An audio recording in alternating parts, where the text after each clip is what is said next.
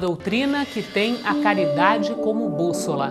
Uma filosofia que propõe a lei de causa e efeito como explicação para os males humanos. Uma ciência iluminada pela fé. Estamos falando do Espiritismo.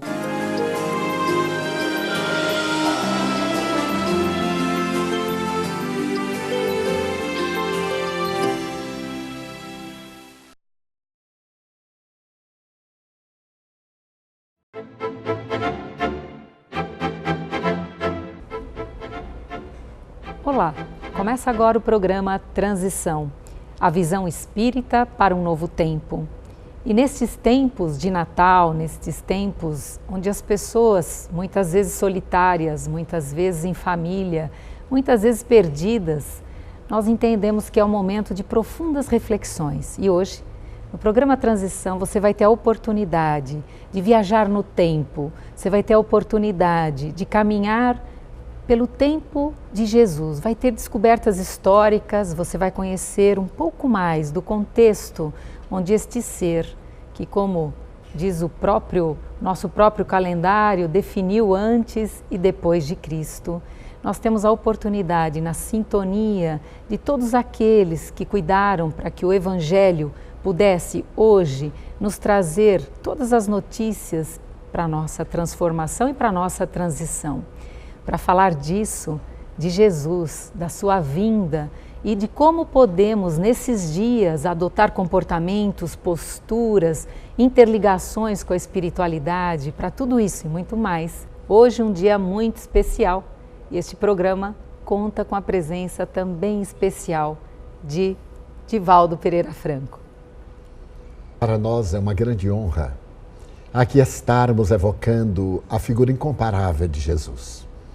No dia 22 de fevereiro de 1862, no Collège de France, em Paris, Ernesto Renan foi convidado a proferir a aula inaugural. Naquela oportunidade, a cultura europeia fazia-se presente. Ernesto Renan é essa personalidade notável, não só da literatura francesa, porque é imortal, mas também do periodismo, uma personalidade muito complexa. Ao ser convidado para a aula inaugural, uma grande expectativa tomou conta da academia e da cultura em geral. A grande surpresa foi quando o insigne pensador enunciou a seguinte frase: Jesus é um homem incomparável.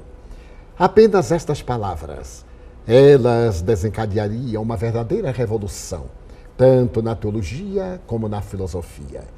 Pelo atrevimento de dizer que Jesus não era Deus, Ernesto Renan perdeu a cátedra de hebraico que ele exercia na Universidade de la Sorbonne. Mas é natural que se pergunte, afinal, quem é Jesus? Quem é esse homem? Os biblioteconomistas afirmam que o ser mais biografado do mundo é Napoleão Bonaparte. Quase 250 mil biografias já foram elaboradas a seu respeito. Jesus, no entanto, ultrapassou quase 500 mil biografias. É óbvio que nem todas favoráveis. Nós temos então Jesus o divino, Jesus o anarquista, Jesus o profeta. Mas equivale dizer que a figura de Jesus é insubstituível na panorâmica terrestre. A admirável psicanalista alemã, a doutora Hannah Wolff, fazendo uma análise sobre Jesus psicoterapeuta, assevera que ninguém, à sua semelhança, pôde sobreviver na história. Periodicamente, mesmo quando a história resolve, no surto de desequilíbrio cultural, abandonar Deus, a mística transcendente e a figura incomparável de Jesus, eis que ele retorna. Isso aconteceu até no período dos hippies, quando foram elaboradas teses admiráveis e os jovens apresentaram Jesus superstar. Mas quem é este Jesus? Eu posso afirmar que é um homem paradoxal. Paradoxal porque na sua vida tudo é muito especial. Imaginemos, por exemplo, que nós celebramos seu Natal hoje, no dia 25 de dezembro, estamos evocando esta figura incomum, mas ele não nasceu no dia 25 de dezembro. E esta é uma grande surpresa histórica que nos leva a reflexões muito acuradas. Os cristãos primitivos herdaram do paganismo as saturnais. Eram festas de deboche, de sexo, de entrega, também chamada as festas dos escravos, porque eles recebiam ração adicional, tinham direito a participar da orgia e eram mesmo liberados durante aqueles dias. Essas festas eram celebradas em Roma entre 17 a 23 de dezembro e eram resultado daquilo que se denominou os dias mais curtos do inverno europeu. Roma, portanto, tinha o seu dia mais curto no dia 25. Os cristãos primitivos, para poderem apagar a mancha herdada do paganismo perturbador, resolveram trazer a data do nascimento de Jesus para 25 de dezembro. E eis que a sua data, segundo os melhores historiadores, teria ocorrido entre os dias 6 e 8 de abril. Mas será isso importante? É importante que ele nasceu. A sua personalidade é tão fulgurante que na história da humanidade ele não é retratado pelos clássicos, os clássicos da história antiga. Nós vamos encontrar apenas 4 citações. Essas citações são feitas, a princípio, por Flávio Joséfo, quando se refere que o irmão de Jesus foi degolado. É uma citação muito breve. Mais tarde, na história do povo hebreu, ele refere-se àqueles que cultuavam a memória de Jesus o Cristo, que havia sido punido por Pôncio Pilatos, e aqueles que nas catacumbas saudavam o sol, cantavam hinos, pagavam impostos. A terceira referência é de natureza histórica, é de Plínio, quando esse mesmo Plínio faz uma carta ao imperador Adriano, referindo-se àqueles cristãos que seguiam a doutrina de Jesus. Mas nós vamos encontrar também em Tácito uma das suas belas narrações a respeito dessa doutrina que um dia tomará conta do Império Romano. Mas será isso suficiente? Claro que não. Nós temos em Jesus as mais belas biografias. A primeira delas é feita por um seu discípulo desde a primeira hora. Esse discípulo, chamado Mateus, Levi, era cobrador de impostos. E Jesus convocou-o para vir buscar almas e reuni-las no reino dos céus. Mateus será o primeiro narrador e irá escrever em hebraico, objetivando os hebreus convertidos. O seu evangelho é fascinante, é uma prova documental de que Jesus não é um arquétipo, Jesus não é um mito, Jesus não é uma fantasia, não é uma fuga psicológica, é uma realidade histórica. O segundo narrador é mais sucinto. Este jovem João Marcos era filho de Maria de Jerusalém. Lembremos-nos daquelas mulheres da Via Crucis. Havia entre elas uma dama viúva, muito rica, que mais tarde acolherá na sua residência os discípulos atormentados e medrosos. Ela era mãe, e o seu filho chamava-se João Marcos. Ele terá a ocasião de seguir com seu tio Barnabé nas grandes pregações com o apóstolo Paulo. Mas não resiste à austeridade paulina, ao comportamento severo e volta a Jerusalém. Diz Emmanuel, na mais bela obra biográfica de que se tem notícia, Paulo e Estevão, através das venerandas mãos do apóstolo da mediunidade Francisco Cândido Xavier, que no momento da despedida, ao falar àquele adolescente de 12 anos, Paulo diz-lhe, não te esqueças, Deus tem pressa na transformação moral da humanidade. Será ele quem, à solicitação do apóstolo Pedro, escreverá uma página linda, que é a biografia de Jesus para os romanos. Ele irá escrever dentro de um caráter eminentemente rico de informações transcendentais por causa do atavismo cultural dos romanos. O terceiro biógrafo é Lucas, o jovem médico que se fascina com o apóstolo Paulo. Ele era médico de uma embarcação e, ao ouvir Paulo falar a respeito de Jesus, ele deixa-se arrastar, abandona o trabalho de médico daquela empresa e vai seguir o apóstolo das gentes. Será ele quem nos oferecerá o título de cristãos, porque éramos homens e mulheres do caminho. E ele propõe, se somos herdeiros de Jesus Cristo, por que não sermos cristãos? A ele devemos esta maravilhosa alcunha. Lucas escreve o Evangelho da Misericórdia, considerado o seu texto o mais lindo livro que jamais se escreveu. As suas parábolas são repassadas de uma ternura incomparável, principalmente a parábola das 3 perdas. As dracmas, uma mulher perde uma, as ovelhas, o pastor perde uma, e a do filho pródigo, que o pai o perde e o recupera. Então, as parábolas, e são 12 essenciais, quando Jesus sobe a Jerusalém, são atestado inequívoco de que este homem esteve conosco. Por fim, o 4º biógrafo é João. João era jovem quando o conheceu. Foi convocado com seu irmão para poder seguir a grande saga da construção do mundo. E João, agora já em idade relativamente avançada, é convidado a adotar as suas memórias e escreve o Evangelho místico. A sua mensagem é cheia de um esoterismo, de uma teofania, como dantes ninguém nunca se atrevera a notar. Então Jesus é um vulto da história. Mas nós poderemos situar Jesus historicamente? Bem, do ponto de vista tradicional, ele teria nascido no ano 0, mas historicamente não foi assim. É claro que ele nasceu no reinado de Caio Júlio César Otaviano, aquele notável guerreiro do 2º triunvirato.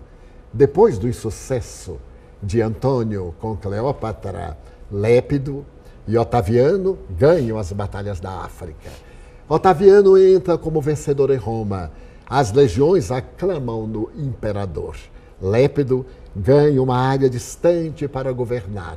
E será este homem frágil, segundo os seus biógrafos, que tinha o corpo envolto em ataduras para resguardar-se dos resfriados e também de algumas feridas trazidas das guerras da Bitínia, será esse homem austero que impõe na casa imperial a nobreza. A sua mulher foi surpreendida testando venenos com escravos e ele toma uma decisão de mantê-la em uma distância muito grande do tálamo conjugal como punição. Porque Otaviano, mais tarde Augusto, sabia que a honradez deve vir dos governantes para o povo. Um país ditoso é aquele que as autoridades primam pela dignidade hoje tão esquecida em nossa sociedade.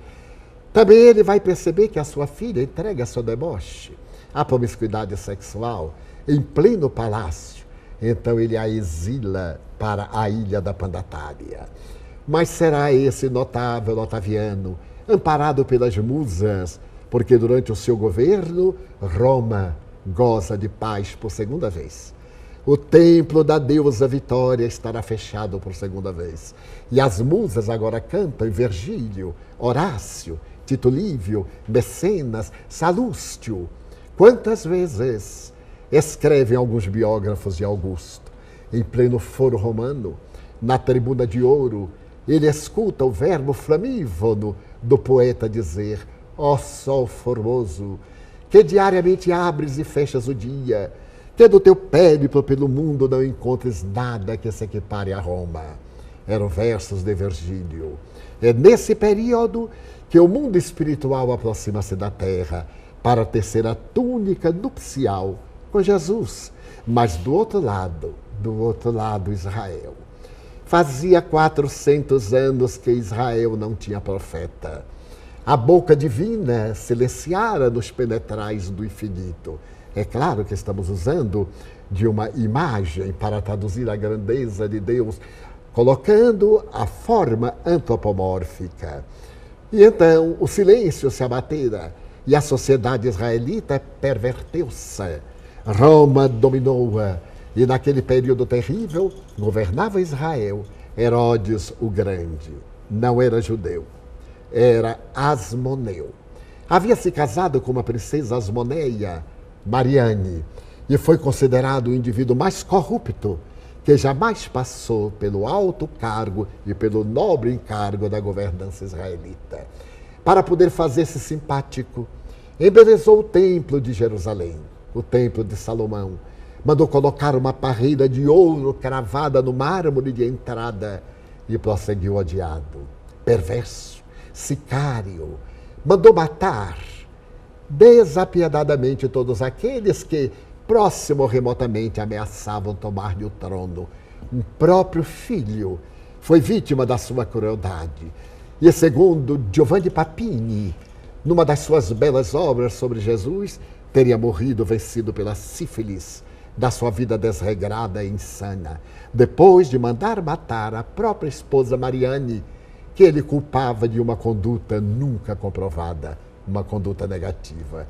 É nesse reinado que nós vamos encontrar Jesus. Portanto, morre Herodes 6 anos antes do ano zero do nosso calendário. Se ele morreu 6 anos antes, teríamos que recuar a data do nascimento de Jesus. Mas o Evangelho fala da matança dos inocentes. Quando aqueles nobres viajantes do Oriente passaram por Jerusalém, procurando o Messias, anunciaram a Herodes que lhes pediu, ao retornarem, dar-lhe notícias, porque ele também desejava adorar esse novo rei. Era um ardiloso.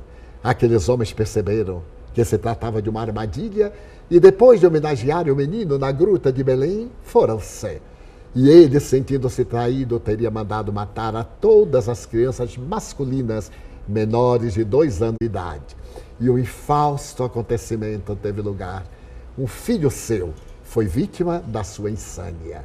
Então, este homem terrível, daremos como tendo vivido 6, 8 anos antes do ano zero. Então, a data de nascimento de Jesus seria 8 anos aproximadamente antes do nosso ano zero. Mas também isso é importante.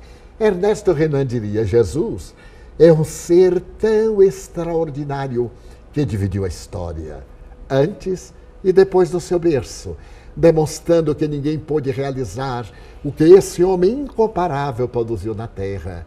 Por quê?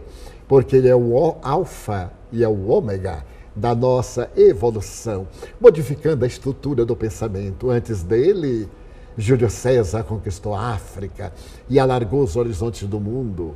Antes dele, nós vamos encontrar Alexandre Magno da Macedônia, submetendo o mundo, Cambises, o rei dos persas. Mas depois dele também, nós vamos ver os grandes governantes, arbitrários guerreiros, dizimando vidas. Mas ele é este marco divisório, quando se levanta à semelhança de uma estrela de primeira grandeza para cantar o amor. Quando pensamos em Jesus e no seu nascimento, estamos escutando a dúlcida sinfonia do amor, que ele anuncia em uma montanha na Galileia. A Galileia era então e é uma das regiões mais baixas da Terra, 200 metros abaixo do nível do mar Mediterrâneo. Ali tem um mar que não chega a ser exatamente um mar. Por isso, alguns confundem o lago de Genezaré, o mar da Galileia.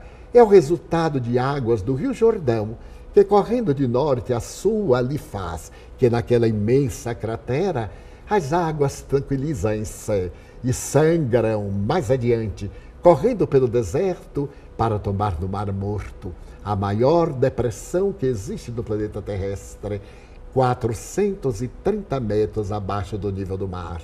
Foi ali, portanto, naquela região piscosa. Os historiadores dizem que mais de 2.000 barcos de pesca singravam aquelas águas, que são poucas. O volume do mar da Galileia ainda hoje é menor em volume de águas do que o da Baía de Guanabara. Mas foi ali naquele mar plácido, sujeito a tempestades por causa da sua situação geográfica, que ele cantou o imperecível hino da grandiosidade humana, e que ele ergueu o ser humano do caos, da sensualidade, dos estágios primitivos para as grandezas da abnegação, as glórias da imortalidade. Foi numa montanha, ali naquela região. Era uma montanha qualquer até então. E ele, estando a caminhar por muitas delas, deteve-se e cantou a sinfonia inacabada das bem-aventuranças. Ninguém, antes dele, teve a coragem de reverter a ordem dos valores. Quem eram os vencedores de então e, ilusoriamente, ainda de hoje? os que matam. Triunfador é aquele que vence o outro. Honorável é aquele que tem a estátua na praça pública, muitas vezes com os alicerces no crime, no ódio, na infâmia. Jesus então vem pregar que é bem-aventurado aquele pobre em espírito, aquele cujo espírito é pobre de vaidade, de presunção, de ódio, aquele que é rico de ternura, porque este é um mundo muito rico de pobres espirituais e muito pobre de ricos morais.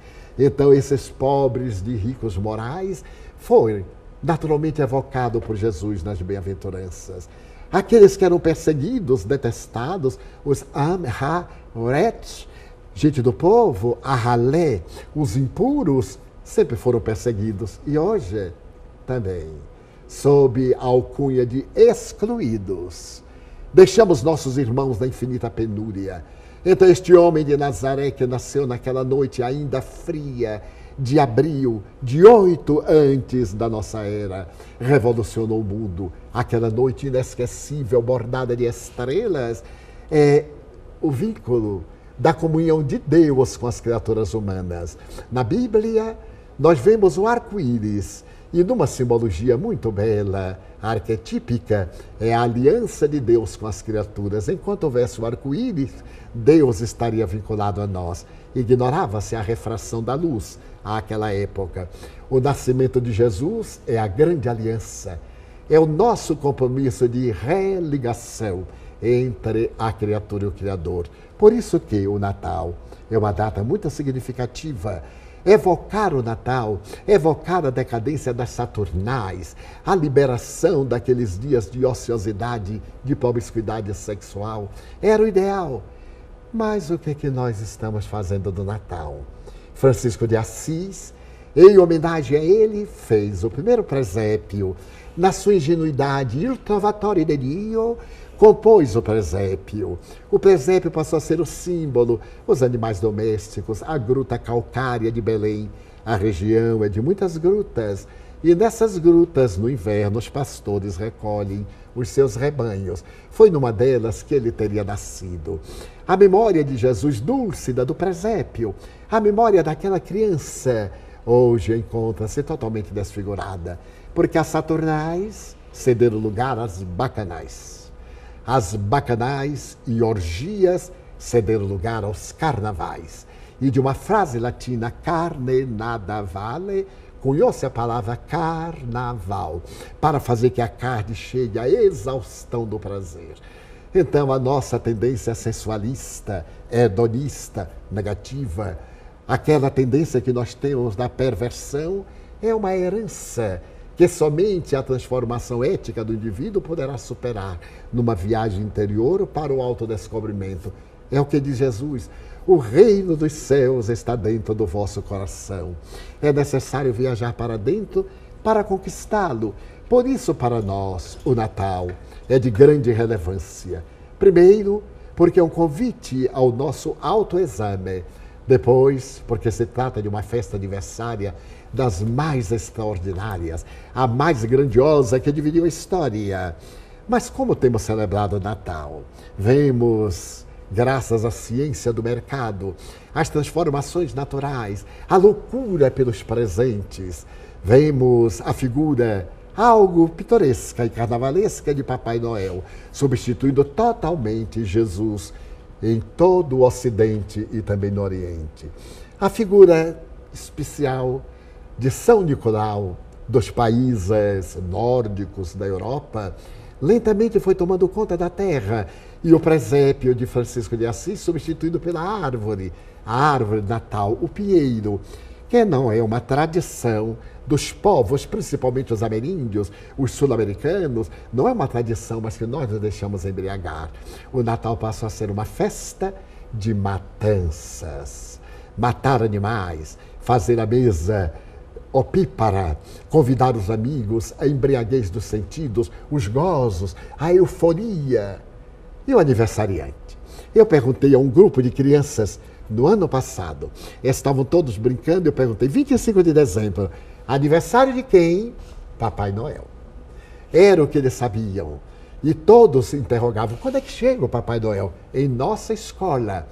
Por mais que tivéssemos falado antes a respeito do nascimento de Jesus, a figura imposta pela mídia, essa mídia fascinante e também um pouco perversa aqui para nós, apresentava o Papai Noel como sendo o ser mais transcendente, mais importante deste dia de Natal. Então, cabe nos perguntar, como será seu Natal? Você terá visitado alguém que esteja vinculado profundamente a Jesus? Você estará tocado pela figura do aniversariante? É claro que você vai dar presente. Dar presente é muito fácil. Chega na internet e dá um presente. Telefona para uma empresa, dá um presente. Vemo-nos livres através de dar o presente. Você já pensou em fazer-se presente? Em ser presente diante de alguém? Já pensou naquelas pessoas que não recebem uma visita nas casas pias, para usar uma palavra tradicional? Os idosos, deixados muitas vezes por filhos ingratos, ou que não tiveram filhos, e instituições que primam pela necessidade de melhorar o quadro dos seus necessitados. Lembrou-se, por exemplo, de, no dia de Natal, levar uma torta a uma dessas casas onde existem crianças em desvalimento. Lembrou-se de procurar um inimigo e nesse Natal dizer-lhe, vamos esquecer? Estamos celebrando Jesus e ele é o protótipo do amor. Vamos esquecer? Aperte a mão do seu inimigo. Nós nunca passaremos sem inimigos. Eles existem. Mas é importantíssimo que nós não sejamos inimigos. Ter inimigos é normal, ser inimigo é patológico. Então vamos viver esse Natal de maneira diferente. Qual é o nosso presente a Jesus, ao aniversariante? Será a nossa entrega. Não é necessário vestir uma indumentária e fugir do mundo. Aquele cristão que, a pretexto de servir Jesus, sai do mundo é um covarde. Aquele cristão que, em nome de Jesus, goza do mundo, é um desfrutador. Cristão é aquele que no mundo vive interiormente a sua realidade e, claro, desenvolve o seu trabalho dentro de um critério de profundo amor. Então está Natal. Ouça a simbologia do sino de Belém. Ouça o cântico dos anjos. Ouça no relicário do coração esta herança que vem desde há muito tempo. Glória a Deus nas alturas, paz na terra, boa vontade para com os homens. Feliz Natal. O programa Transição chega ao seu final no dia de hoje e agora gostaríamos de ouvir as suas palavras finais, Divaldo. Gostaria de sugerir que esculpamos a figura incomparável de Jesus. Porque em qualquer lugar onde estejamos, naturalmente, ele deve brilhar acima dos nossos limites e das nossas necessidades. Jesus ontem, Jesus hoje, Jesus amanhã. A figura incomparável deste homem que venceu a morte é o portal de entrada dos dias do futuro, porque ele nos deu o testemunho da imortalidade da alma no qual estamos mergulhados. Não esqueça, você que talvez tenha problemas e sofrimentos, Jesus é a solução. Muito obrigada, Divaldo, pela sua presença e estaremos juntos no próximo programa. Até lá!